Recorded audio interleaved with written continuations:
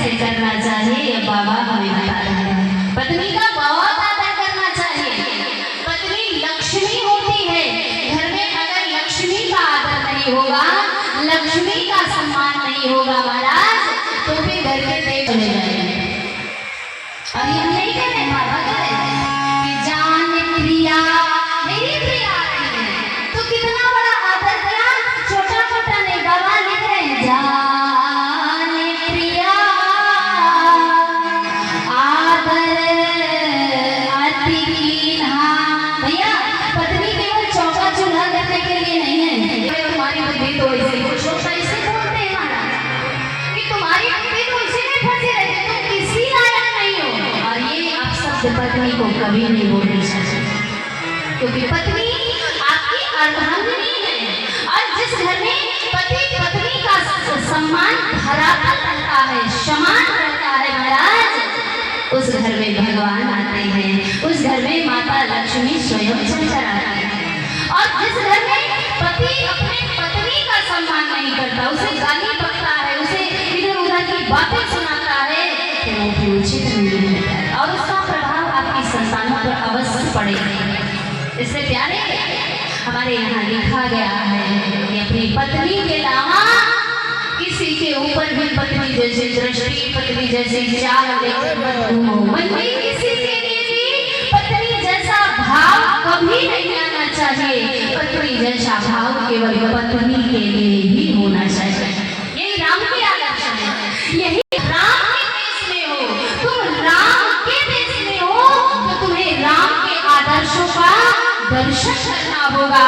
और राम ने भगवती सीता को और कुछ नहीं दिया था, भगवती सीता को केवल एक वचन दिया था, क्या कि सीते आज के बाद तुम्हारे अलावा संसार की जितनी भी माताएं, जितनी भी नारियां होंगी, उनके अंदर या तो मैं माँ का दर्शन करूंगा या तो अपनी बहन का दर्शन करूंगा। ये आदत बनाने महाराज पत्नी को भगवान राम। और राम जी ने रावण को मारने के लिए समुद्र पर पुल नहीं बांधा था। आपने देखा ना, 100 योजन समुद्र पर पुल बांध दिया भगवान ने। इसलिए नहीं कि रावण को मारना है, इसलिए कि मेरी भगवती कहाँ पर बैठी है, मेरी जानकी कहाँ पर है, और जानकी को समुद्र के सीने को चीर कर मैं जाऊंगा और अपनी पत्नी को वापस लेकर आऊंगा। ये पति का कर्तव्य है।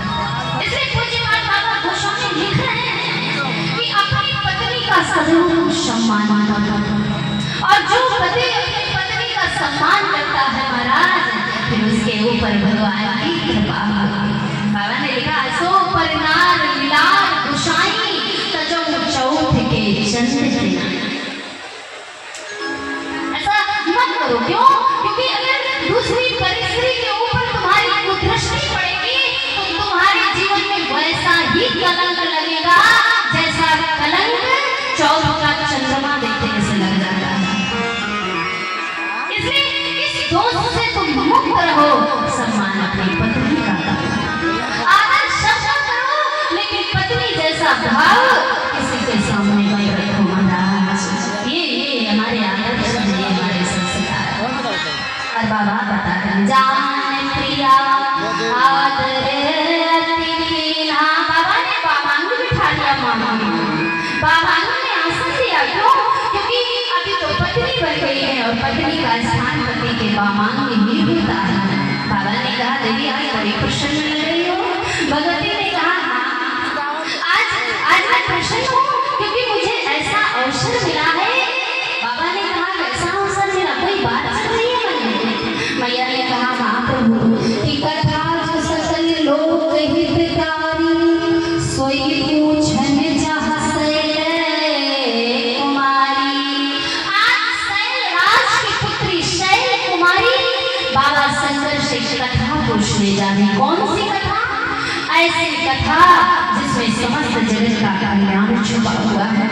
और आज भगवती पूछने जा रही है महाराज, उसी के द्वारा आज राम कथा की गंगा प्रकट होने जा रही है। बाबा विश्वनाथ ने कहा, देवी तुम्हारे मन में कुछ बातें हैं तो पूछो, तुम क्या पूछना चाहती हो? सो महाराज पूर्व जन्म की सारी कथा माता पार्वती ने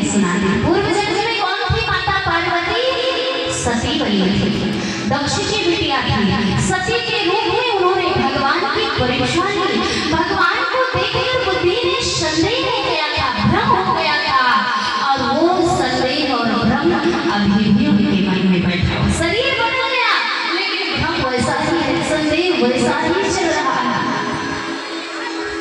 तो माता पार्वती को याद आया कि मेरे